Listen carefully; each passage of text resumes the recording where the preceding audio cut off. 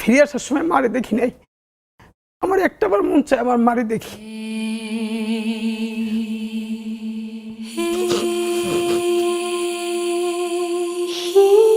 অনেকেই হাহুতাশ করেন অতীত সময়ের জন্য যে আমরা বোধহয় আগেই ভালো ছিলাম। আপনি চক্ষু বন্ধ করে ভাবেন যে তার স্ত্রী তখন রোজাদার স্ত্রী গোপালগঞ্জকে ধরে ধরে ধরে ধরে তাদেরকে চাকরি দিয়ে প্রমোশন দিয়ে সব হত্যাগুলো তাদেরকে দিয়ে করানো হয়েছে। যারা আওয়ামী লীগের গণহত্যার সমর্থক না তাদেরকেও আপনি একটা স্পেস দেন। এই ফ্যাসিবাদের জন্মদাতা ছিলেন হাজার বছরের শ্রেষ্ঠ বাঙালি বঙ্গবন্ধু শেখ মুজিবুর রহমান। বিএনপি যদি এখন নির্বাচিত হয়ে ক্ষমতায় আসে, তার কি ইচ্ছে 5 বছর থাকবে? সরকারের ভেতরে একটা সরকার আছে। বাংলাদেশে একটা অনিবার্য বিপ্লব হবেই হবে। আপনি যে যুদ্ধে নেমেছেন এই যুদ্ধটা অনেক কঠিন যুদ্ধ। তাদের নেতৃত্বে চূড়ান্ত একটা বিপ্লব ইনশাল্লাহ হবেই। আমরা সেই চূড়ান্ত বিপ্লবের প্রস্তুতি নিচ্ছি। একটা বক্তব্য যেটা আমার কাছে মনে হয়েছে অত্যন্ত সাহসী এবং একই সাথে বেপরোয়াও আমি বলবো ডেফিনেটলি এই বক্তব্য, এবং পাশাপাশি এটা সেনানিবাস কেন্দ্রিক বক্তব্য ছিল। এত সাহসী বক্তব্য এর আগে আমি আসলে কারো কাছ থেকে শুনিনি, আমার চোখে পড়েনি।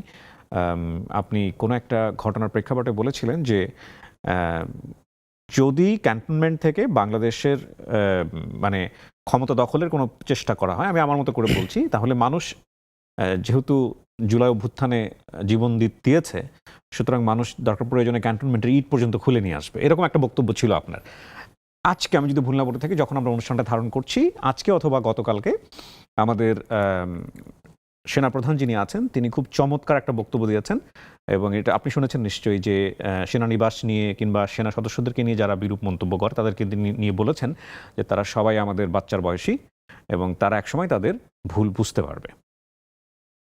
এই বক্তব্য, দুইটা বক্তব্য নিয়েই আমি আসলে আপনার ওপিনিয়ন জেনেই শুরু করতে চাই।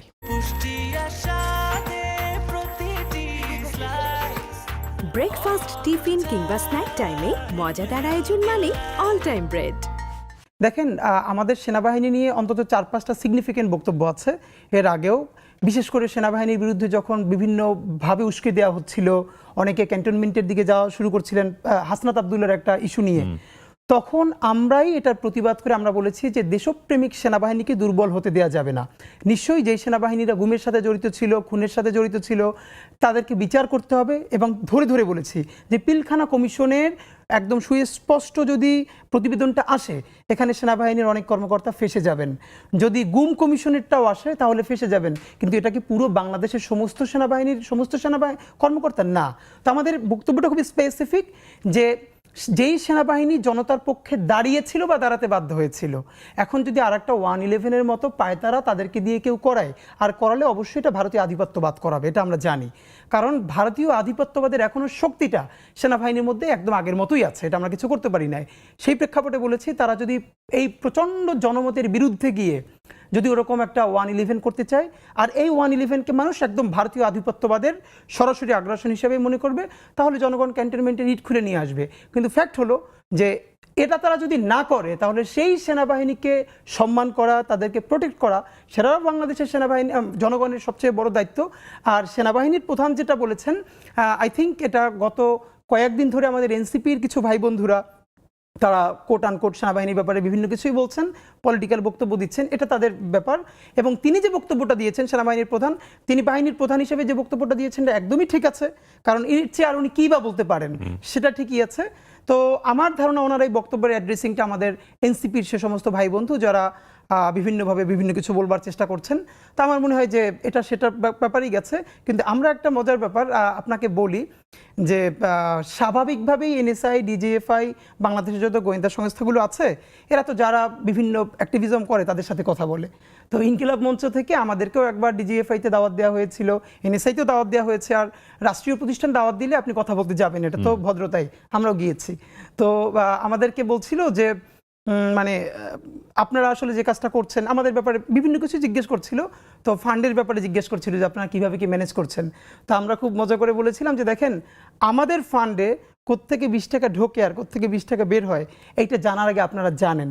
এইটা জেনেই বলছি যে আমরা শতভাগ ক্রাউড ফান্ডিং করি, এবং প্রতি মাস শেষে আমরা এখন পর্যন্ত একটা নজির স্থাপন করেছি যে মানুষের কাছ থেকে টাকা তুলে সেটা প্রতি মাসে আবার ব্যাংক, বিকাশ সব স্টেটমেন্ট ওপেন করে দেই। তো আমাদের এটুকুন জায়গাটা নিশ্চিত করতে পেরেছি বলেই আমাদেরকে আসলে তারা অনারের সাথে দেখেন। এবং এটা আমরা বলি যে হ্যাঁ, একটা সংবাদ সম্মেলনে আমরা সেনাবাহিনীর একটা আলোচনাকে ধরে প্রচুর সমালোচনা করেছি, করেই যখন টিভিতে ক্লিপটা এসেছে আমি ডিজিএফ এর একজন সিনিয়র কর্মকর্তাকে পাঠিয়ে বলেছি যে দেখেন আপনাদেরকে কি বলেছি। কারণ হলো আমি জানি ওনারা তো মূলধারা গণমাধ্যমে দেখবেনই, সুতরাং আমিও পাঠাই রাখি। তো আমাদের যেটা সুবিধা সেটা হলো এখন পর্যন্ত, ভবিষ্যতে কি হবে জানি না, আমরা আপনাদের কাছে দোয়া চাই যে এখন পর্যন্ত যেহেতু জানি বাংলাদেশের রাষ্ট্রীয় এজেন্সি তারা যত কর্মতৎপরতাই চালাবে, আমরা আমাদের অনেস্টির ব্যাপারে আলহামদুলিল্লাহ এখন পর্যন্ত যেহেতু শতভাগ নিশ্চিত, সুতরাং যে কোনো ব্যাপারে কথা বলতে আমরা ভয় পাই না। ইনকিলাব মঞ্চের জন্মটা হলো কিভাবে? ইনকিলাব মঞ্চের জন্মটা হয়েছে আমি আমাদের সেক্রেটারি আব্দুল্লাহ জাবের, আমরা 5 তারিখ পর্যন্ত একসাথেই আন্দোলন করেছি, একদম একই জায়গায়। তো 5 তারিখ রাতে আমরা সারা রাত যখনই করে রাতে মন্দির পাহারা দিচ্ছিলাম, আমি জাবের আমাদের আরো কিছু বন্ধুরা। তো মন্দির পাহারা দিতে দিতেই মনে হচ্ছিল যে এখানে এত বড় ভারতীয় আধিপত্যবাদ এত বছর ধরে কায়েম হয়েছে এবং আওয়ামী লীগের শুধু আইকনটা পালিয়েছে, বাকি সমস্ত হাজার হাজার কোটি টাকা প্রতিষ্ঠান তাদের রয়ে গেছে। এটা এরা সহজে এরকম ছেড়ে দিবে, ব্যাপারটা এরকম না, বরং তারা পাল্টা কু করবে, প্রতি বিপ্লব করবার চেষ্টা করবে। তা আমাদের যেটা কাজ, যে আমরা সবসময় বলি যে আমাদের জীবনে সবার জীবনে একটা জায়গা থাকে না যে আমি এই জিনিসটা দেখছি, ওকে আমার জীবনে আর কিছু দেখার নাই। তা আমাদের বন্ধুদের মধ্যে আমরা ইনকিলাব মঞ্চে যারা করি আমাদের সবারই একই ফিলিং যে আমরা জুলাইয়ে শরিক হতে পেরেছি, আমাদের জীবনে সম্ভবত এর চেয়ে ভালো কোনো পর্ব আসবে না। সুতরাং আমাদের কাজ হলো এই জুলাইকে মানে অক্ষুণ্ণ রাখা, ইনসাফের সাথে সততার সাথে। তারপর আমরা প্ল্যান করলাম যে যে কোনোভাবে এটাকে আমাদের এগিয়ে নিয়ে যেতে হবে। আমরা ভাবছিলাম বিএনপি, জামাত ইসলামী, অন্যান্য যে ফ্যাসিবাদ বিরোধী দল, তারা হয়তো প্রথম 15 দিন শাহবাগে আরও বিভিন্ন জায়গায় প্রতিদিন একটা সাংস্কৃতিক জমায়েত করবে, করে মানে এটাকে অক্ষুণ্ণ রাখা, ঐক্যবদ্ধ রাখা। কিন্তু সরকার গঠন বিভিন্ন প্রক্রিয়ার কারণে কোনো দলই আসলে ঐক্যতে ফোকাস করতে পারে নাই। ফাঁকে দেখলাম ইসকন থেকে শুরু করে অন্যরা এই প্রথমেই শুরু করলো মাইনরিটি কার্ড, তারপর ইসকন হঠাৎ করে শাহবাগে হাজার হাজার মানুষ জমা করে ফেললো, চট্টগ্রামে করলো। তো আমাদের মনে হচ্ছিল এখন তারা মাইনরিটি কার্ড নিয়ে সামনে আসবে, ভারত যেটা সবসময় করে বাংলাদেশে, একটা হলো মাইনরিটি কার্ডটা খেলে আর একটা হলো পার্বত্য চট্টগ্রাম। তো আমরা কোনোভাবে আর কুল করতে না পারে আমরা বললাম না, আমরা আর কারোর জন্য বসে থাকবো না, আমরা নিজেরা দাঁড়াই। তো তারপরে আমার মনে আছে 5ই আগস্টের পরে 13ই আগস্ট সর্বপ্রথম আমরা শাহবাগে দাঁড়াই ইনকিলাব মঞ্চের ব্যানারে, যে এই যে গণহত্যার সাথে যে সমস্ত পুলিশ এবং আমলারা জড়িত তাদেরকে অনতিবিলম্বে গ্রেপ্তার করতে হবে, গণহত্যাকারী হাসিনাকে দেশে ফিরিয়ে বিচারের ব্যবস্থা করতে হবে, এইরকম বেশ কিছু জনদাবি নিয়ে আমরা সেদিন দাঁড়াই। এবং আমার মনে আছে আমরা যখন প্রথমে দাঁড়াই জাদুঘরের সামনে, সেদিন আমরা 25-30 জন ছিলাম প্রথম, একদম সকাল। তো যখন বললাম যে আরেকটু সামনে যাই, তো আমাদের ছোট ভাইয়েরা একটু লজ্জা পাচ্ছিল যে 30-35 জন আর একটা ক্রাউড রাস্তার সামনে যাবে, একটু লজ্জাও লাগছিল। সবার কাছে প্ল্যাকার্ড, আমি আর জাবের ফজর পর্যন্ত প্ল্যাকার্ড লিখেছি আমার বাসায়, মনে আছে যে কি কি লিখবো। ফজরের পরে আমরা ঘন্টা খানিক একটু বিশ্রাম নিয়ে তারপরে বের হয়েছি। তো আমরা 30-35 জনের মতো। তো ওরা একটু ইতস্তত বোধ করছিল যে শাহবাগে দাঁড়াবে, লজ্জাও লাগতেছে, লোকজন কম। তখন আমার মনে আছে আমি বলেছিলাম যে দেখো মাথা গইন না, মানে আমরা কয়জন সেইটা চিন্তা না করে আমরা কি বলতেছি, আমাদের প্ল্যাকার্ডে কি লেখা সেইটা দেখো। এই দাবিতে যদি মানুষ না আসতে পারে সেটা তার লজ্জা, তার ব্যর্থতা। আমরা তো আমার নিজের কিছু চাচ্ছি না, সুতরাং আমাদেরকে দাঁড়াইতে পারতে হবে, একজন হইলেও দাঁড়াইতে পারতে হবে। তা আমার মনে আছে আমরা প্রথম যখন দাঁড়ালাম ঘন্টা 3-4 পরে সেইটাই শত শত মানুষের একটা অবস্থায় রূপ নিয়েছে এবং এরপর থেকে তো আমরা এখন পর্যন্ত আছি। না, নিঃসন্দেহে অসাধারণ উদ্যোগ এবং একই সাথে এটা বাংলাদেশের মানুষের ক্রাউডকে টাচ করেছে, কোনো সন্দেহ নেই। কিন্তু আপনারা কোনো প্রতিষ্ঠানের ব্যানারে কেন গেলেন না, বা আপনারা অন্যান্য যে প্রতিষ্ঠানগুলো এক্সিস্টিং ছিল, জুলাই আন্দোলনের শরিক যারা ছিল, স্টেক হোল্ডার যারা ছিল, সেখানে তো মার্চ করতে পারতেন, কেন আলাদা একটা মঞ্চের? এইখানে একটা ব্যাপার, আমরা যখন শুরু করি তখন শুধু একটাই প্রমিনেন্ট সংগঠন, বৈষম্য বিরোধী ছাত্র আন্দোলন, আমরা সবাই এই ব্যানারেই আন্দোলন করেছি। তো আমাদের যে জায়গাটা মনে হচ্ছিল, বরং আমি আমাদের জাবের সেক্রেটারি, আমরা এর আগেও গত 3-4 বছর ধরে ঢাকায় আমরা কালচারালি আমরা অ্যাক্টিভিজম করছিলাম। আমরা যখন বুঝছিলাম যে পলিটিক্যাল কোনো ভয়েস দেওয়া যাচ্ছে না, সব দিকে একদম রুদ্ধশ্বাস হয়ে আসছে, তো আমাদের মনে হচ্ছিল যে বাঙালি মুসলমান বাংলাদেশ, এই যে কালচারাল জায়গাটাকে, যেমন আমরা মনে আছে আমরা 2022-23 ঢাকায় প্রথম চাঁদ রাতে ঈদের মিছিল, এই উদ্যোগটা নিয়েছিলাম এবং প্রচুর স্পার্ক করেছিল আমাদের উদ্যোগে। ঢাকার বাইরেও অনেক জেলায় এটা হয়েছে। এইগুলো করে করে আমরা বাংলাদেশের কালচারাল পলিটিক্সটা এই সম্বন্ধে আমাদের একটা ভালো হোমওয়ার্ক আছে। তো আমরা যেটা মনে করেছি গত যে 17 বছরের ফ্যাসিবাদ, এই ফ্যাসিবাদের একদম আতুর ঘর হলো কালচারাল ফ্যাসিজম। যারা নিজেরা গিলে করা পাঞ্জাবি পরবে এরপরে চটের ব্যাগ থাকবে, তাদেরকে দেখে একদম ফেরেশতা মনে হবে, যেন একটা মশা মাছিও তাদের গায়ে পড়লে টোকা দেয় না। কিন্তু ভয়াবহভাবে এরা গণহত্যার ন্যারেটিভ উৎপাদন করে দেয়, আপনাকে গুম করবে, মানে আয়নাঘর করবে, কিন্তু সে এমন করে কথা বলবে না যেন এটা যদি জামাত ইসলামের সাথে হয়, এটা যদি ইলিয়াস আলী হয়, বিএনপি হয়, এটা যদি বেগম জিয়ার সাথে হয়, না এটা তাহলে অপরাধ না। রাজনীতি খুব খারাপ, কিন্তু বেগম জিয়ার বাড়ির সামনে অবরোধ করা শিল্পী নাম দিয়ে, না এটা রাজনীতি না, এটা হলো শৈল্পিক একটা বিপ্লবের জায়গা। কিন্তু এই হাসিনাই যখন ছেলেদেরকে, বাচ্চাদেরকে গুলি করে চোখ উপড়ে ফেলছে, তখন এই শিল্পী, এই যে বিনম্র শ্রদ্ধা যারা জানাচ্ছে, এদের কয়জন তখন তার বিরুদ্ধে দাঁড়িয়েছিল? তা আমরা যেটা বুঝেছিলাম, এই যে কালচারাল লড়াইটা, এইটা যারা ধরতে পারবে তাদেরই বাংলাদেশ হবে। আমরা যত রাজনৈতিক অভ্যুত্থান করি, এটা স্পার্ক করে থাকবে 1, 2, 3, 5 বছর, কিন্তু রাজনীতি তো 5 বছরের না, রাজনীতি তো 50 বছরের। তো আমরা চেষ্টা করলাম যে না, আমরা পলিটিক্যাল ভয়েস দিব, স্বাধীনতা সার্বভৌমত্বের পক্ষে ভয়েস দিব, কিন্তু মানে ইট উড বি কালচারাল। আমরা একটা সাংস্কৃতিক সংগ্রাম করতে চাই। এই জন্য যেহেতু দেখলাম যে অন্যান্য প্ল্যাটফর্মগুলো তো কালচারালি লড়াই করছে না, এবং আমার মনে আছে আমরা একটা প্রথম খুব সিগনিফিকেন্ট প্রোগ্রাম শাহবাগে, যে স্বৈরাচার পতনের শোকরানা উপলক্ষে গণসিজদা ও দ্রোহের গান। আমরা অবাক হয়েছি, এই গণসিজদা ও দ্রোহের গানে আমরা যেটা করেছি, আমরা শুকরানা দুটো শাহবাগে সিজদা দিয়েছি। অনেকে আমাদেরকে জিজ্ঞেস করেছে এটা কি, আমরা বলেছি এটা ইবাদতের সিজদা না। ক্রিকেট খেলে সেঞ্চুরি করে আমাদের ভাইয়েরা যখন সিজদা দেয়, সে কি তখন এটা সোয়াব প্রত্যাশা করে? এটা আমাদের কালচার। এরপরে সেখানে আমরা গান গিয়েছি, জাতীয় গান, আমাদের জাতীয় সঙ্গীত, তারপরে নজরুল গান গিয়েছি, আমরা কাওয়ালি গিয়েছি। আমরা দেখলাম শত শত মানুষ জড়ো হয়েছে, এবং এটা আমাদেরকে খুবই উদ্বুদ্ধ করেছে যে না, আমরা এই কালচারালি লড়াইটা। কিন্তু হাদি, এটা তো খুব পরিণত একটা চিন্তা। আপনি যে চিন্তাটার কথা বললেন, এটা হঠাৎ করে স্পার্ক হওয়ার কথা না।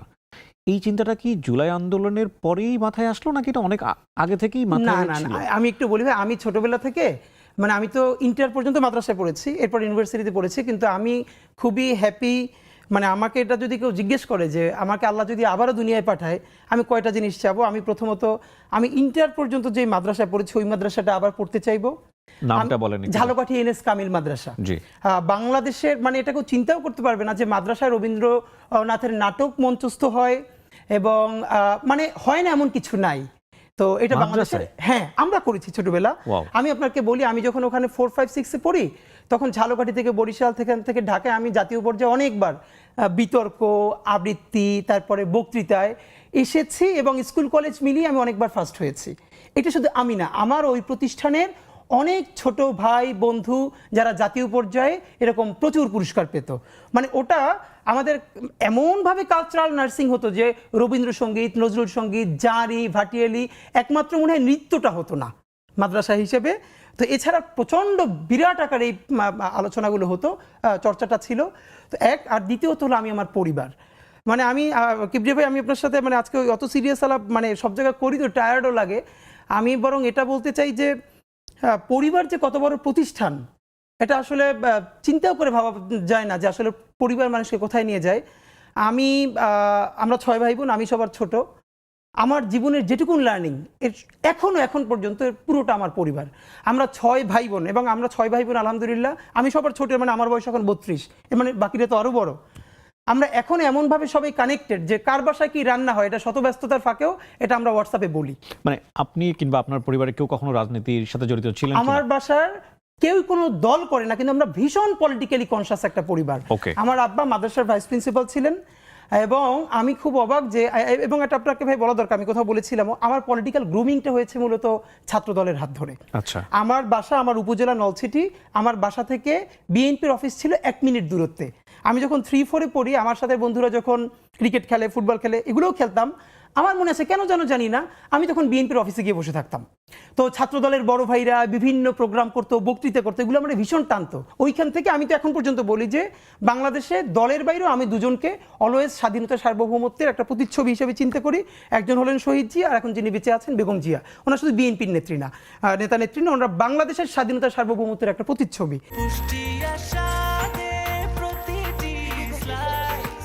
ব্রেকফাস্ট, টিফিন কিংবা স্ন্যাক টাইমে মজাদার আয়োজন মানে অল টাইম ব্রেড।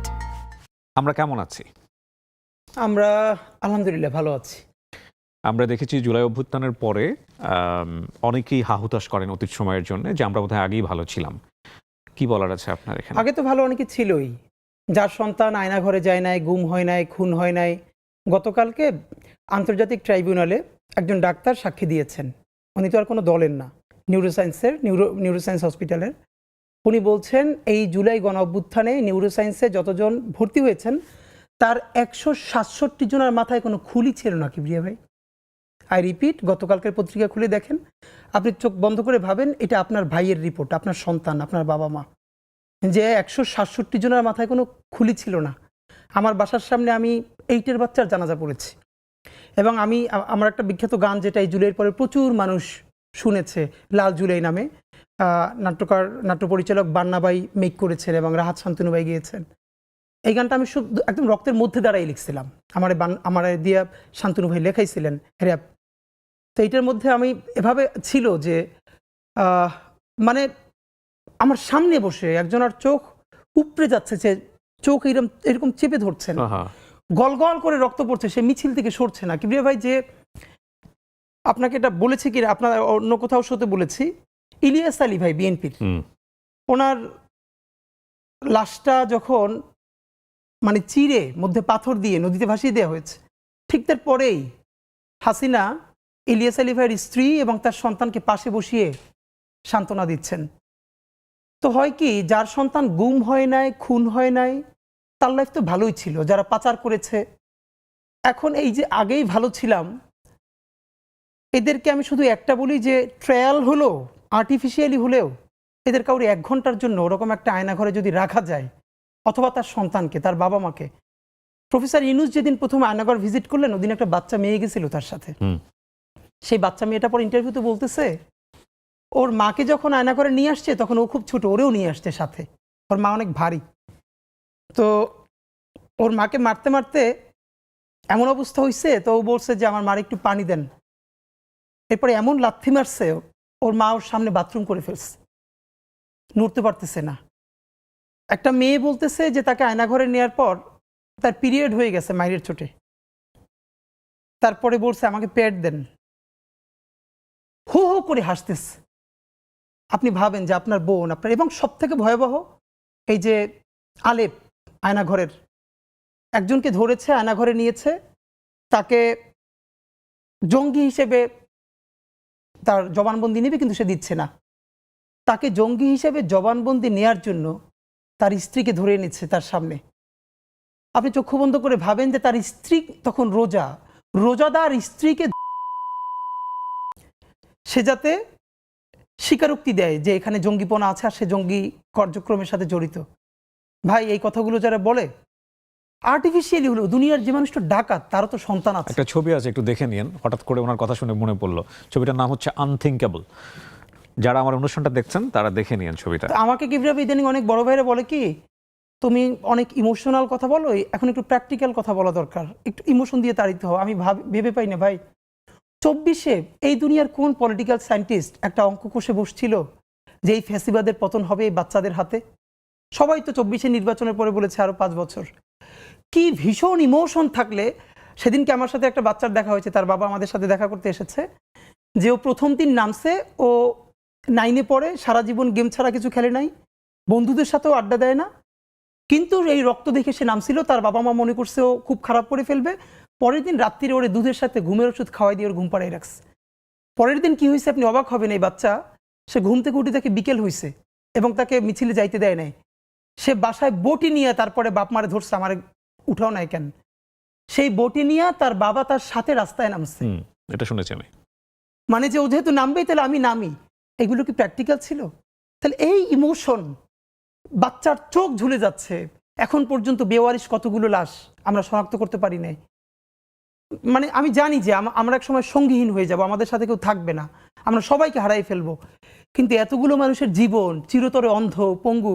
কিভাবে এটা আমি অনেকবার বলছি, ঢাকা বিশ্ববিদ্যালয়ের মসজিদ থেকে নামাজ পড়ে বেরোচ্ছে, টিআরটি ওয়ার্ল্ড একটা ছেলেকে ইন্টারভিউ করবে জুলাইয়ের আহত, তা আমাকে দেখে ওনারা কথা বলতেছে, তখন ছেলেটা শুনতেছে যে আমি এসছি, ও কোরআনের হাফেজ, মনে হয় 21 না 22 বছরের, 2 চোখ চিরতরে হারাই গেছে, আলো ফিরবে না। তো আমার কাঁধে হাত রেখে বললো কি যে হাদি ভাই, আমারে সপ্তাহখানেকের জন্য আমার একটা চোখে একটু আলো ফিরিয়ে দেওয়া যায়? আমি বললাম ভাই 1 সপ্তাহের জন্য কেন? বললো ভাই অন্তত আমার মারে আমার খুব একবার দেখতে মন চায়, আমার মা আমার অনেক নিষেধ করছিল অন্তরণে যাইতে, আমি ফিরে আসার সময় মারে দেখি নাই, আমার একটাবার মন চায় আমার মারে দেখি। তো যারা হাজার হাজার কোটি টাকা পাচার করে বিদেশ চলে গেছে,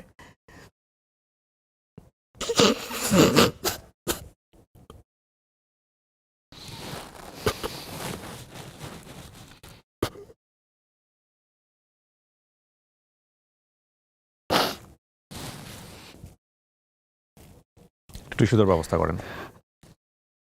সরি ভাই। Please take your time. Adi ভাই, এটা আসলেই খুবই ইমোশনাল জায়গা। এখান থেকে আমাদেরকে একটু সামনের দিকে যেতে হবে। আমি জানি আপনি সেই সময় থেকে একেবারে সরাসরি মাঠে আছেন, প্রত্যেকটা বিষয় নিয়ে আপনি খুবই লাউড ভোকাল।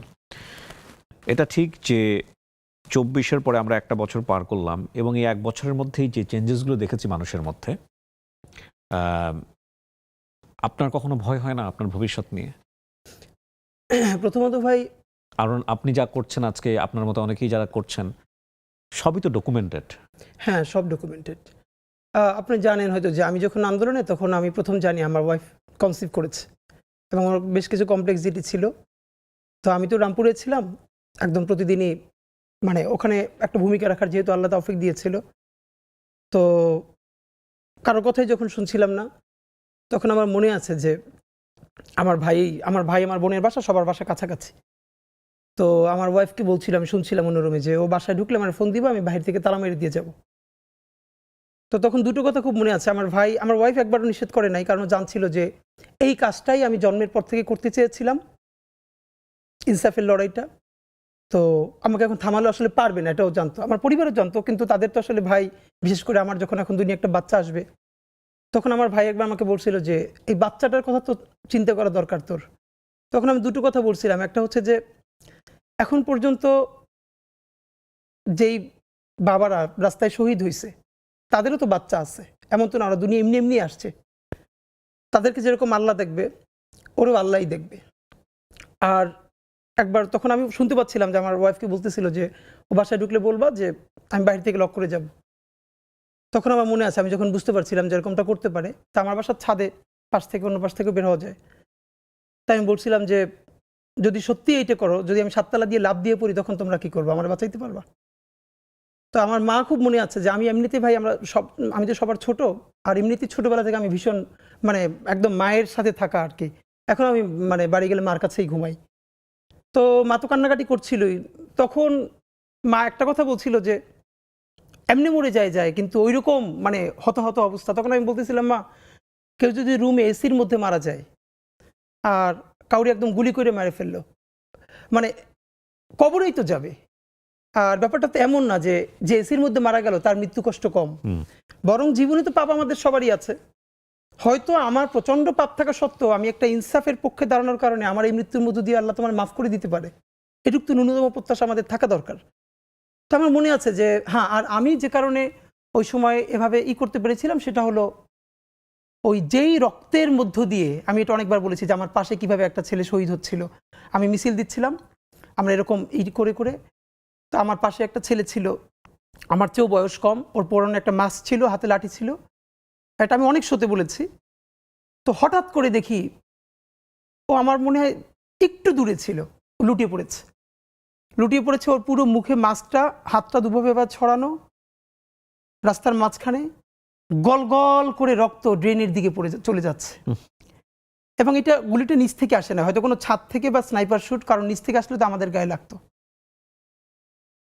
তো তখন আমার মনে আছে যে আমি আসলে কি করব। মানুষ আছে না, কিছুক্ষণের জন্য কোনো সিদ্ধান্ত নিতে পারে না যে আমি ওর কাছে যাব নাকি আমি পিছনে ফিরবো। আমি একদম স্থির হয়ে দাঁড়াইছিলাম।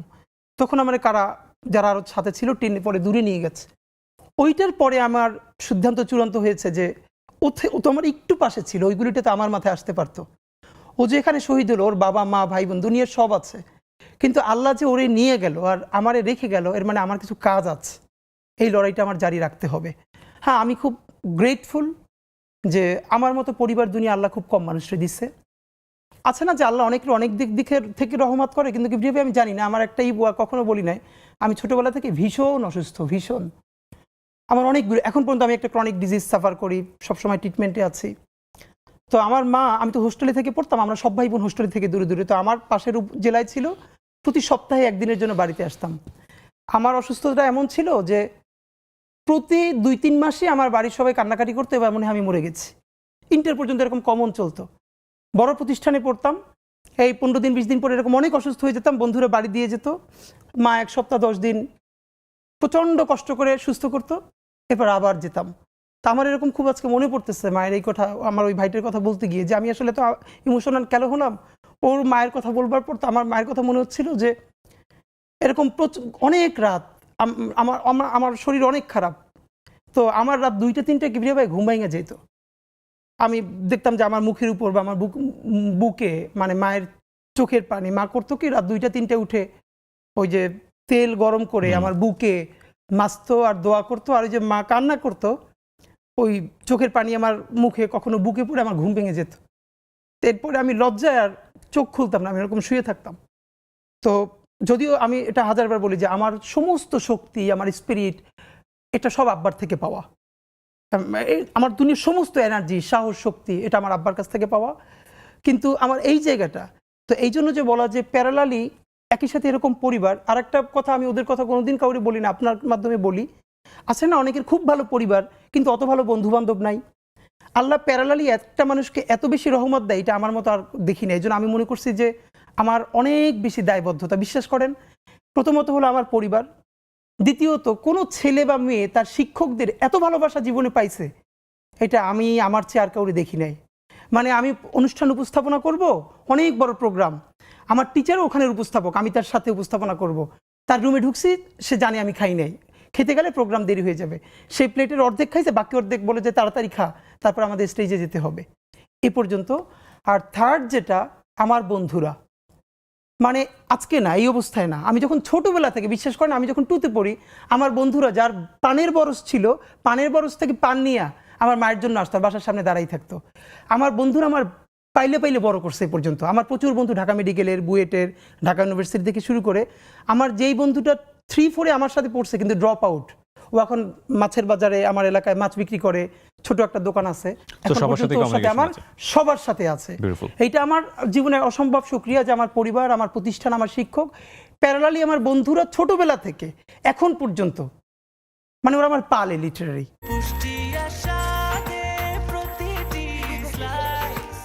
ব্রেকফাস্ট, টিফিন কিংবা স্ন্যাক টাইমে মজাদার আয়োজন মানে অল টাইম ব্রেড।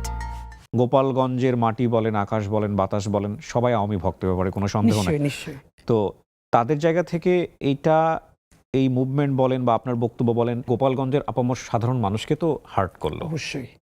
এখানে ভাই একটা কথা বলি আপনার মাধ্যমে, প্রথমত সেটা হচ্ছে গোপালগঞ্জে তো সবাই আওয়ামী লীগ করে না, কিন্তু বাংলাদেশে যেটা হচ্ছে, প্রথমত আপনার মাধ্যমে বলি, এটার কোনো ব্যাখ্যা নাই, সেটা হচ্ছে গোপালগঞ্জের যারা আওয়ামী ফ্যাসিবাদের লোক না, দেশপ্রেমিক মানুষ, তারা যারা আহত হয়েছেন, আমি তাদের কাছে বিনয়ের সাথে দুঃখ প্রকাশ করছি যে আমি আপনাদের সন্তান, আপনারা প্লিজ দুঃখ নেবেন না। কারণ কোনো জেলার সাথে তো আমাদের কোনো ঘৃণার জায়গা নাই, এই ঘৃণার বিরুদ্ধেই তো আমাদের লড়াই, প্লিজ আপনারা কষ্ট পাবেন না। কিন্তু এর পরের কথাটা কি জানেন, সেটা হলো হাসিনা ভারতের সাথে আওয়ামী লীগ এবং ভারত মিলে যেটা করেছে, বাংলাদেশকে অঘোষিতভাবে টুঙ্গিপাড়ার একটা উপনিবেশ বানিয়েছে। ছোট একটা গল্প আমার মনে পড়লো, 3-4 বছর আগে ট্রাফিক সার্জেন্ট একজনে ধরছে মোটরসাইকেল, নাই মানে ওই হেলমেট নাই, লাইসেন্সও নাই। তা আমি পাশে দাঁড়ানো, আমার এই কথাটা আমি যখন ক্লাস নিচ্ছিলাম, আমার বিভিন্ন স্টুডেন্টদের, ওদের সাথেই গল্প করেছি। তো সে সার্জেন্টকে কোনো উত্তর দিচ্ছে না, তো এরকম 2-3 মিনিট বলার পর সে বলতেছে শুধু পিছনে তাকান। তো পিছনে তাকান বললে পর, তো পিছনে তাকাই দেখলাম ওই যে বোর্ড, ওখানে লেখা গোপালগঞ্জ। এরপরে সার্জেন্ট তাকে ছেড়ে দিল, মানে হলো ওই যে আপনার নাম্বার প্লেট, এই নাম্বার প্লেটে গাড়িটা হলো গোপালগঞ্জের, মানে উনি বুঝাতে চাইলেন উনি গোপালগঞ্জের মানুষ, সুতরাং এইটাই হওয়ার কথা ছিল, আর বেশি কিছু করলে হয়তো ওনার চাকরি চলে যাবে। এই যে গোপালগঞ্জ নাম করে পুরো বাংলাদেশকে একটা টুঙ্গিপাড়ার উপনিবেশ বানিয়ে ফেলা। দেখেন বেগম জিয়ার সেই কথাটা আপনার মনে আছে নিশ্চয়ই, যে গোপালগঞ্জের নাম বদলে যাবে, এর মানে কি গোপালগঞ্জের সাথে ওনার ব্যক্তিগত কোনো শত্রুতা আছে? নিশ্চয়ই না। কিন্তু এই বাংলাদেশে যারা ফ্যাসিবাদ কায়েম করেছে, আপনি পুলিশের মধ্যে দেখেন, আমলাদের মধ্যে দেখেন, গোপালগঞ্জ মানে গোপালগঞ্জকে ধরে ধরে ধরে ধরে তাদেরকে চাকরি দিয়ে, প্রমোশন দিয়ে, সব হত্যাগুলো তাদেরকে দিয়ে করানো হয়েছে, এবং তাদেরকে এম্পাওয়ার করেছে কোন পরিচয়টা, সে গোপালগঞ্জের ছেলে বা গোপালগঞ্জের মেয়ে। রাইট? তো আমাদেরকে যেটা করতে হবে ওই আইডেন্টিটি পলিটিক্সের বিরুদ্ধে কথা বলতে হবে। আমরা তো এটা বলছি না যে এই গোপালগঞ্জ একদিন আবার বগুড়া হয়ে উঠতে পারে, না, আমরা বগুড়া হতে দিব না গোপালগঞ্জে। এর মানে হলো যে কোনো একক জেলা, একক ব্যক্তির পরিচয় কাউকে মনস্টার হতে দেওয়া যাবে না। সুতরাং হ্যাঁ, আর ওই দিন আমরা খুবই এক্সাইটেড ছিলাম, কারণ হলো হাসনাতরা যখন লিটারারি, এটা সত্য যে ওদেরকে ওভাবে পেলে ওদেরকে মেরে ফেলতো এমনভাবে, ওদের সাথে তো বারবার কথা হচ্ছিল। তো আপনি যখন বুঝবেন, দেখেন আমি তো হাসনাতদের পলিটিক্স করি না, কিন্তু হাসনাত, বিএনপি, জামাত, এনসিপি যারা এই জুলাইয়ের যোদ্ধা, তারা তো সবাই আমার ভাই। ইভেন আওয়ামী লীগের সেই মানুষটা, আমি হাজারবার বলি, যে গণহত্যা করে নাই, গুম করে নাই, খুন করে নাই, হত্যা করে নাই, কিন্তু সে ফিলোসফিক্যালি আওয়ামী লীগ। আমি তো তাকেও বলি যে তার সাথেও কোনো অন্যায় করা যাবে না, তার সাথে ইনসাফ করতে হবে। না, আওয়ামী লীগের অনেকে আছে জুলাইয়ের পক্ষে ছিল, হ্যাঁ, একদম স্বীকৃত আওয়ামী এটা লীগ আমি করে। আপনাকে বলি, আমি যে আমার শেষের 10 দিন তো আমার বাসায় থাকতে পারি নাই, এবং আমার ওয়াইফ তখন বাসায় একা। আমার বাড়ির লোক, আমার শ্বশুর বাড়ির কেউ জানে না যে আমি বাসায় নাই, আমার ওয়াইফ প্রেগনেন্ট। কিন্তু তখন আমি রাতে বাসায় থাকি না, কারণ সারা রাত জেগে জেগে ল্যান্ডফোনে, তখন যখন নেট ব্ল্যাক আউট করা হয়েছিল, আমি যে বাসাটা, যে আপার বাসায় ছিলাম, ওনার ভাইও আওয়ামী লীগের ওয়ার্ডের একজন বড় নেতা, এবং ওই বাসাতে এই জন্য আমি এই আপার বাসায় থাকতে পেরেছিলাম যেন, এবং ওনার ভাই জানতো, কিন্তু ওনাকে বারবার ডেকে বলেছে এটা কিন্তু খুব রিস্কি হচ্ছে।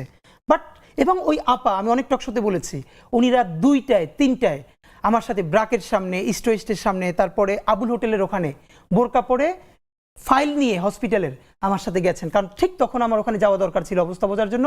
আমি একটা লুঙ্গি পরে, টি শার্ট পরে তার সাথে গেছি, এবং সে হসপিটালের ফাইল নিয়েছে যাতে বুঝতে পারি যে আমাদের ইমার্জেন্সি হসপিটালে যাওয়া প্রয়োজন আমার বোনকে সাথে নিয়ে। তো এটা তো সত্য। তো এই জন্য আমরা চাই যারা আওয়ামী লীগের গণহত্যার সমর্থক না, তাদেরকেও আপনি একটা স্পেস দেন। তবে তার আগে কি করতে হবে? এই গণহত্যার বিচারটা করতে হবে। বিচার করে তারপর তাকে নতুন করে স্পেস দিতে হবে। তো এই ঘৃণা তো আমরা আওয়ামী লীগের মতো ছড়াতে পারি না। ইনকলাব মঞ্চ আসলে কি করতে চায় ভবিষ্যতে? ইনকিলাব মঞ্চ মূলত বাংলাদেশের পক্ষে একটা সাংস্কৃতিক বিপ্লব করতে চাই, এটা খুবই ক্লিয়ার। আমরা বাংলাদেশে মনে করি যে সংস্কৃতি মানে শুধু গান বাজনা, নাটক, সিনেমা, এটা তো আর না। মানে মানুষের যে মনস্তত্ত্ব, দেখেন এই মনস্তত্ত্বের ফলে 1 বছরের মধ্যেই তারা 3 মাস 4 মাস পরে কেউ কেউ বলতে পারছে যে আগেই ভালো ছিলাম। কিবরিয়া ভাই, এই সরকার বা এইটা যেটাই হোক, যেই চালাক, এইটার কোনো তুলনায় কি আপনি গত 16 বছরের সাথে দিতে পারবেন? শুধু একটা হাজার হাজার গুমের সাথে একটা গুম শুধু নিজের পরিবারের সাথে রিলেট করেন, এটা আপনার বাবা, আপনার মা, আপনার ভাই বোন, লাশটা ফেরে নদীতে ভাসিয়ে দিয়েছে। এরপর আপনি 2-3 বছর খুঁজেছেন সব জায়গায়, আপনাকে বলাও হয় না সে মরে গেছে। আপনি কিসের সাথে কি মিলাচ্ছেন? এর মানে আমাদের যে মনস্তত্ত্ব, সেই মনস্তত্ত্ব ভাঙতে হবে। বাংলাদেশে যেটা করা হয়েছে, বাংলাদেশে নাটক, সিনেমা, গল্প, উপন্যাস এসবের মাধ্যমে, যেমন আপনি সরাসরি গণহত্যা করবেন না, কিন্তু আপনি উপন্যাস লিখবেন, আপা তোমার আব্বাকে একটু আব্বা বলে ডাকি, এরকম বলে বলে আপনি বলবেন।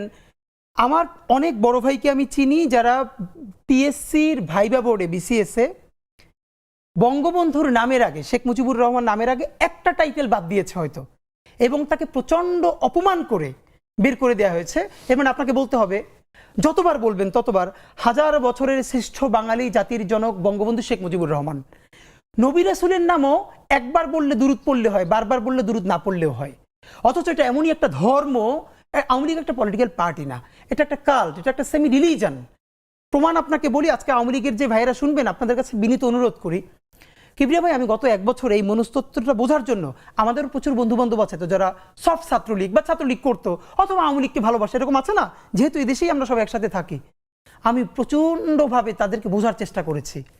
অনেস্টলি বলি, এখন পর্যন্ত আমি একজন, not a single man, Awami লীগের কর্মী না, সাধারণ সমর্থককে পাই নাই যারা এই জঘন্য গণহত্যার ব্যাপারে ন্যূনতম অনুশোচনা আছে।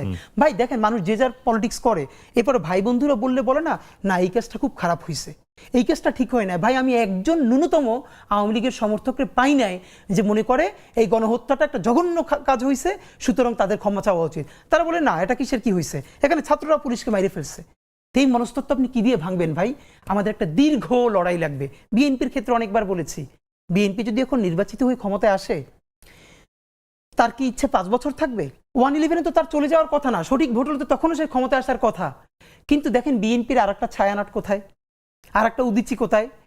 আওয়ামী লীগের 100-র বেশি এরকম সফট লেয়ার ছিল যে সে, দেখেন, সে ক্ষমতায় নাই, কিন্তু তার পক্ষে মত উৎপাদন করার মতো মূলধারা মিডিয়া থেকে শুরু করে কত জায়গায় লোক আছে, তারা গিলি করা পাঞ্জাবি পড়বে, তারা রবীন্দ্রসঙ্গীত গাইবে, শান্তিনিকেতনের জবনে কথা বলবে, এবং তারা বলবে যে হাসিনা খারাপ কিন্তু বঙ্গবন্ধু তো খারাপ নয়, কিন্তু সে একবারও বলে না এই বঙ্গবন্ধু স্বাধীনতার স্থপতি, এই কথাটা যেরকম সত্য, সেই বঙ্গবন্ধু বাংলাদেশে বাকশাল কায়েম করে গণতন্ত্র হত্যা করেছেন। তিনি প্রথম গুমের জনক বাংলাদেশে। তিনি সিরাজ শিকদারকে শুধু গুমি করেন নাই, তাকে হত্যা করে সংসদে দম্ভ ভরে বলেছেন কোথায় আজকে সেই সিরাজ শিকদার। এই বাংলাদেশের প্রত্যেকটা, এই যে আজকে ফ্যাসিবাদ, এই ফ্যাসিবাদের জন্মদাতা ছিলেন হাজার বছরের শ্রেষ্ঠ বাঙালি বঙ্গবন্ধু শেখ মুজিবুর রহমান। এই কথাটা তিনি বলবেন না। বাংলাদেশ থেকে কোন ইতিহাসটা গুম করা হয়েছে ভাই জানেন? ৭৪-এর দুর্ভিক্ষ।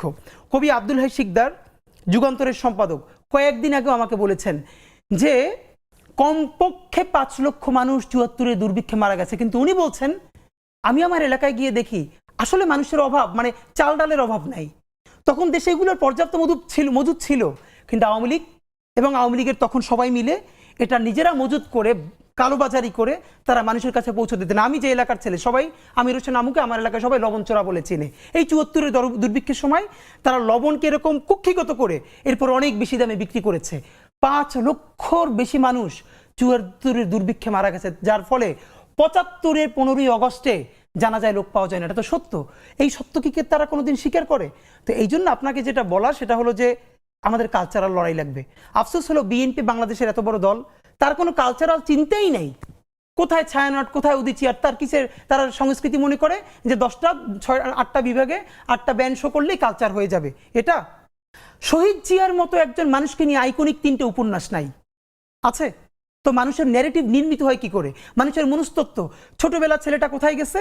প্রথমে গেছে ছায়ানটে গান শিখছে, তারপরে বিশ্ব সাহিত্য কেন্দ্রে গেছে, তারপরে উদিচিতে গেছে, তারপরে অলিম্পিয়াডে গেছে, এরপরে বিদেশে গিয়েও সে হাসিনা খারাপ, বঙ্গবন্ধু ভালো, আওয়ামী লীগ এবার খুব খারাপ, কিন্তু 96-তে ভালো। কিভাবে 96-তে আওয়ামী লীগ ভালো? এই আওয়ামী লীগ তো বাংলাদেশে বারবার ফ্যাসিবাদের জন্ম দিয়েছে। তো এখন আমাদের হলো এইটার বিরুদ্ধে যে আপনি কাউন্টার ন্যারেটিভ বলবেন, সেই প্রস্তুতি বাংলাদেশপন্থী মানুষদের সমস্যা কি জানেন? আমাদেরকে সবাই এসে বলে কি, হাদি ভাই দেশের প্রয়োজনে জীবন দিয়ে দিব বলবেন। তা আমি ধরে বলি ভাই জীবন দেওয়া লাগবে না। আল্লাহ নিজেও বলছে আগে তোমার মাল দাও, তারপরে জান দাও। মাল কি? মাল মানে খালি টাকা দেয়া না, আপনি আপনার স্কিল দিবেন। বাংলাদেশপন্থী মানুষদের এদেশে কোনো প্রতিষ্ঠান নাই, তার কোনো প্রজেক্ট নাই। বাংলাদেশে আপনি ভাবেন কিভাবে কালচারাল হেজিমনি প্রতিষ্ঠিত হয়? ভাই কলকাতা থেকে বাংলাদেশে শত শত আর্টিস্ট কাজ করতে আসে না? নিশ্চয়ই আসে।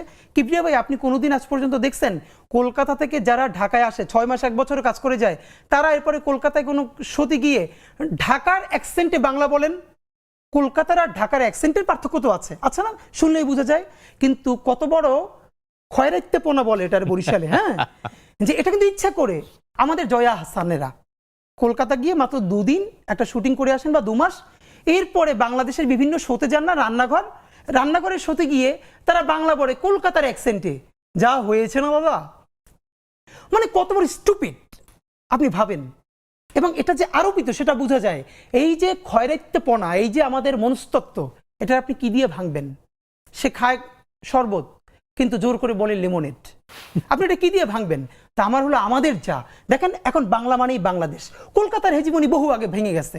যেই কলকাতা পুরো ইন্ডিয়ার মধ্যে সব থেকে বস্তি হিসেবে ট্রিটমেন্ট পায়, কলকাতার মানুষের সাথে পুরো ইন্ডিয়ার মানুষ ভালো করে কথা বলে না, তারা নোংরা। আপনি দেখেন পুরো ইন্ডিয়ায় কলকাতার কেউ চ্যানেল দেখে, কলকাতারও যারা একটু ভালো এলিট তারা কলকাতার বাংলা চ্যানেল দেখে না। যেই কলকাতা সিনেমায়ও এখন আপনার দক্ষিণ ভারতের সিনেমাকে সব কপি করে। আর বাংলাদেশে কি করা হলো, তাদের স্যাটেলাইট চ্যানেলগুলো এখন পর্যন্ত দেদারসে দেখানো হচ্ছে বিজ্ঞাপন, তাদের বিজ্ঞাপনগুলো দেখে এখানে মানুষের কাছে প্রোডাক্ট সেল করা হচ্ছে, অথচ বাংলাদেশের কোনো চ্যানেল ওখানে ওপেন করা হচ্ছে না। অথচ বাংলাদেশের প্রোগ্রাম, বাংলাদেশের নাটক দেখার জন্য এক সময় কলকাতায় মানুষ অ্যান্টিনে ধরে বসে থাকতো। তো এই কালচারাল হেজিমনি আপনি কি দিয়ে ভাঙবেন?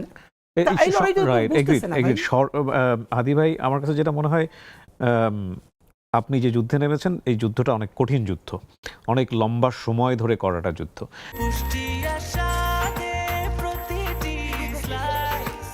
ব্রেকফাস্ট, টিফিন কিংবা স্ন্যাক টাইমে মজাদার আয়োজন মানে অল টাইম ব্রেড। 1 বছরের মধ্যে আমরা জুলাইয়ের যারা শক্তি ছিলাম, যারা জুলাইকে ধারণ করেছি, তাদের মধ্যে যেইভাবে আমরা বিভাজন দেখেছি, আমি কয়েকটা উদাহরণ বলতে পারি। যেমন ধরেন বাংলাদেশের এই আন্দোলনে সোশ্যাল ইনফ্লুয়েন্সার যদি আমি বলি, দেশ এবং দেশের বাইরে থেকে, মূলত দেশের বাইরে থেকে আমি বলবো, বেশ কয়েকজন হাতে গোনা, তারা গণমাধ্যমের চেয়েও শক্তিশালী ভূমিকায় ছিল। তাদের কথায় মানুষজন রাস্তায় নেমেছে এটা পৃথিবীর ইতিহাসে কোথাও হয়েছে কিনা আমরা ঠিক জানি না। আমরা জানি যে ইন্ডিয়াতেও এরকম কিছু পলিটিক্যাল ইনফ্লুয়েন্সার আছেন, কিন্তু এতটা পাওয়ারফুল কিনা বাংলাদেশের এই বেশ কয়েকজন আমি বলবো, তাদের মধ্যে এক বিভাজন দেখেছি, মারাত্মক রকমের বিভাজন।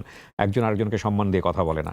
এবং এই যে ক্রিটিসিজমের এই যে লেয়ার, হ্যাঁ আমরা বলতে পারি যে এখন গণমাধ্যম অনেক স্বাধীন, যে যেভাবে পারছে কথা বলছে, কিন্তু এই যে বিভাজনগুলো, রাজনীতিতে বিভাজন, মানুষে মানুষে বিভাজন, চিন্তায় বিভাজন, আসলে এটা কি ঠিক হচ্ছে, বা এই জায়গাটায় আসলে সামনে কি হতে এটা তো পারে? আমাদের জন্য খুবই কষ্টকর, খুবই মানে এটা আমাদের মানে আছে না যে আপনি জাস্ট তাকাই দেখবেন কিছু কিন্তু কিছু বলতে পারছেন না, যেই স্পিরিটগুলো একসাথে ছিল। আমি হাজারবার বলেছি, আপনি আমাকে বলেছেন না যে আমরা আরও কোনো প্ল্যাটফর্মের সাথে কেন গেলাম না, ইভেন রাজনৈতিক দলও কেন এখনও যাচ্ছি না। আমাদের মনে হচ্ছিল আমরা যে একটা যুদ্ধে আছি, এটা ন্যূনতম একটা পর্যায়ে পৌঁছানোর পরে যে যার পলিটিক্সটা করবে। তো আমাদের বন্ধুরা স্বাভাবিকভাবে অনেকে যে যার পলিটিক্স করবে, ভিন্ন ভিন্ন হয়ে যাবে। তখন মনে হলো যে একটা না একটা ফোর্সকে তো থাকতে হবে, যে যখন প্রচণ্ড কোনো খারাপ অবস্থা হবে তখন সবাইরে হাত ধরে টেনে নিয়ে একসাথে একটু বসানো, একসাথে চা খাওয়ানো।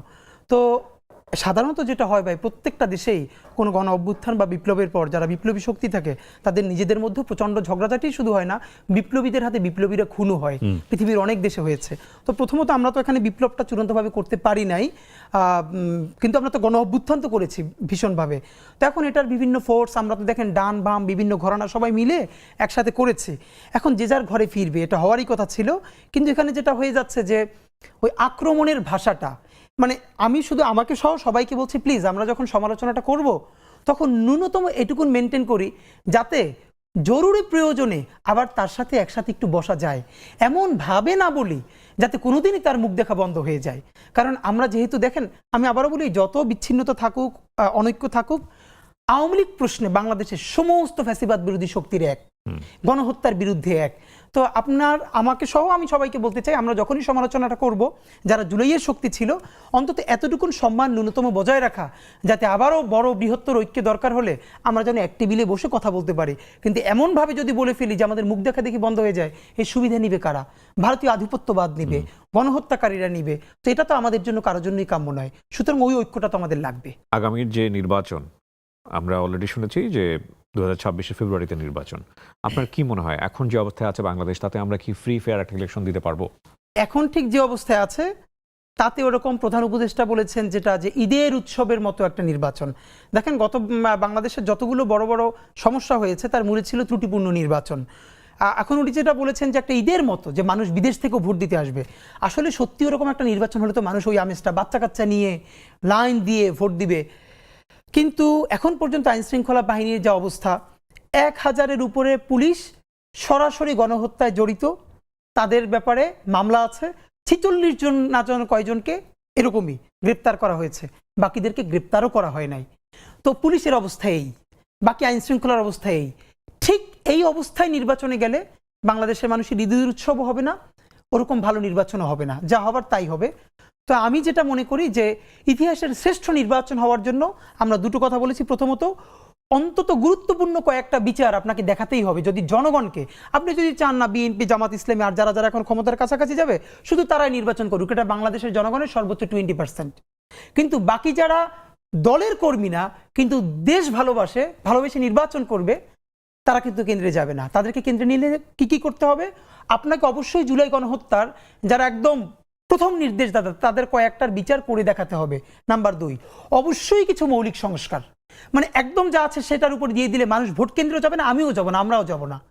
এমন কিছু সংস্কার যেটা মানুষ ফিল করবে যে না, এই সংস্কারটা হয়েছে, এখন খুশি হয়ে আমরা নির্বাচনটা করতে পারি। নাম্বার 3, এই নির্বাচনটা হতে হবে বাকশালী সংবিধানকে কবর দিয়ে নতুন বাংলাদেশের নতুন সংবিধানের নির্বাচন। আপনাকে বলতে পারতে হবে যারাই ক্ষমতায় আসবে, এইটা আমরা নতুন বাংলাদেশ বলছি, তো সুতরাং নতুন বাংলাদেশে বাকশালী সংবিধান, যেটার মাধ্যমে অটোমেটিকলি ফ্যাসিবাদ কায়েম হবে আবারও, সেই সংবিধানকে বাদ দিয়ে জনতার নতুন সংসদ, নতুন সংবিধান প্রণয়ন করবে। আপনি এটা যদি ঘোষণা দিতে পারেন, তাহলে বাংলাদেশের মানুষ ওই আনন্দে, ওই আকাঙ্ক্ষায় নির্বাচনে অংশগ্রহণ করবে। কিন্তু নতুন সংবিধানও নাই, কোনো সংস্কারও নাই, বিচারও নাই, এই অবস্থায় নির্বাচন গেলে আসলে কিছুই হবে না। ইভেন আই থিঙ্ক নির্বাচন করাও কঠিন হয়ে যাবে।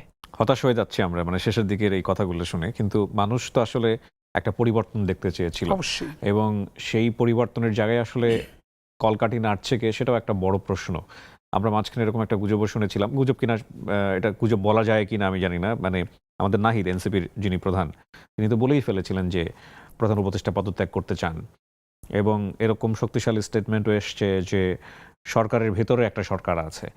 তো সেই অবস্থায় আসলে ইউনূস সাহেব কতটুকু করতে পারেন সেটাও একটা বড় প্রশ্ন। আবার আপনি যে বিষয়গুলোর কথা বললেন সেগুলো যারা স্টেক হোল্ডার তারা করবেন কিনা সেটাও একটা বড় প্রশ্ন।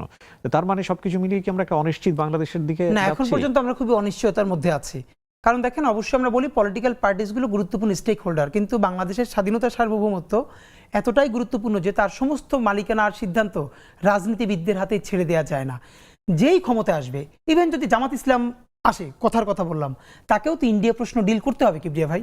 তো আপনি ভারতের মতো, আমি আপনাকে আবারও বলি, বাংলাদেশের পাশে বা প্রতিবেশী দেশগুলোর পাশে ভারত রাষ্ট্র হিসাবে যতটা পরাক্রমশালী, মেক্সিকোর পাশে আমেরিকাও ততটা পরাক্রমশালী না। এটা আমি আপনাকে দায়িত্ব নিয়ে বললাম। তো যখন একটা ইলেকটেড গভর্নমেন্ট আসবে, ইন্ডিয়া তো বসে আছে তার সাথে ডিল করবার জন্য, তা আপনি তো তখন এই মৌলিক সংস্কারগুলো চাইলেও করতে পারবেন না। এই জন্য রাজনৈতিক দলগুলোর কাছে আমরা হাতে ধরে পায়ে ধরে বারবার বলবার চেষ্টা করছি, প্লিজ আপনারা চাইলেও পারবেন না, আপনাদেরকে বিভিন্ন জিনিস ডিল করতে হবে, আর ইন্ডিয়া এগুলো হতে দিবে না। সুতরাং আপনারা ইউনূসের কাঁধে বন্দুক রেখে, ইন্টারিমের উপরে বন্দুক রেখে এই কাজগুলো করে ফেলেন। যদি তারা ভালো কিছু সংস্কার করতে চায়, প্লিজ আপনারা বাগড়া দিয়েন না, আপনারা বরং তাদের উপর দিয়ে করে ফেলেন। আপনারা তো পারবেন না, আপনারা জানেন, আপনাদের ইচ্ছা থাকবে কিন্তু আপনারা করতে পারবেন না, আপনাদেরকে করতে দেওয়া হবে না। তো এই যে একটা সোনালী সুযোগ আমরা পেয়েছি, এটাকে কেন মিস করতেছি ভাই? তো আপনার মাধ্যমে আমরা বলি হতাশার কিছু নাই। যারা অনেকেই বলছে কিচ্ছু হলো না, না, অনেক কিছু হয়েছে। প্রথমত কি হয়েছে, 24 সনেও এই অগস্টের আগে, জুলাই অগস্টের আগে সবাই বলেছে হাসিনারে আল্লাহ নিয়ে না গেলে আর কিছু হবে না, তোমরা যে যার মতো যাও, বলেছে না? তো এরপরে এই জুলাই গণ অভ্যুত্থান এর একমাত্র মাস্টার মাইন্ড উপরের আল্লাহ তাআলা। আমাদের অন্তরে তিনি অসীম সাহস নাজিল করেছেন, অসীম সাহস ভাই। তো এই 1 বছরে আল্লাহ যদি আমাদেরকে, যেটা কোনো পলিটিক্যাল পার্টি পারে নাই, বাংলাদেশের মানুষ যদি যা পেরে থাকে, তাহলে এই লড়াইটা তো কেবল শুরু।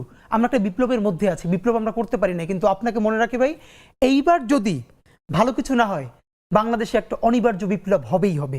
কবে হবে অঙ্ক কষে বলতে পারবো না, এটা 5 বছর পর, 10 বছর পর, অথবা আমার জন্মের পর আমার সন্তানেরাও করতে পারে। কিন্তু এই যে অসম্পূর্ণ বিপ্লব, তার স্ফুলিঙ্গ যে রয়ে গেছে, যেই সন্তান তার বাবাকে হারিয়েছে, মাকে হারিয়েছে, বোনকে হারিয়েছে, আমাকে শহীদ সৈকতের বোন মেসেজ করেছে গতকালকে, 2 বোন, আপনার মনে আছে, যার ভাইয়ের লাশটা কাঁধে নিয়ে তারা মিছিল করছিলেন, তারা কিন্তু মরে যায় নাই। যেই ছেলে অন্ধ হয়ে আছে সে কিন্তু মরে যায় নাই। তাদের নেতৃত্বে চূড়ান্ত একটা বিপ্লব ইনশাল্লাহ হবেই। আমরা সেই চূড়ান্ত বিপ্লবের প্রস্তুতি নিচ্ছি, যেই বিপ্লবে আমরা সমস্ত আধিপত্যবাদের বিরুদ্ধে দাঁড়িয়ে সত্যিকারের একটা সার্বভৌম বাংলাদেশ গড়তে পারবো। আর সেই বিপ্লবের প্রথম পর্ব হলো আমাদেরকে ভীষণ যোগ্য করে তুলতে হবে।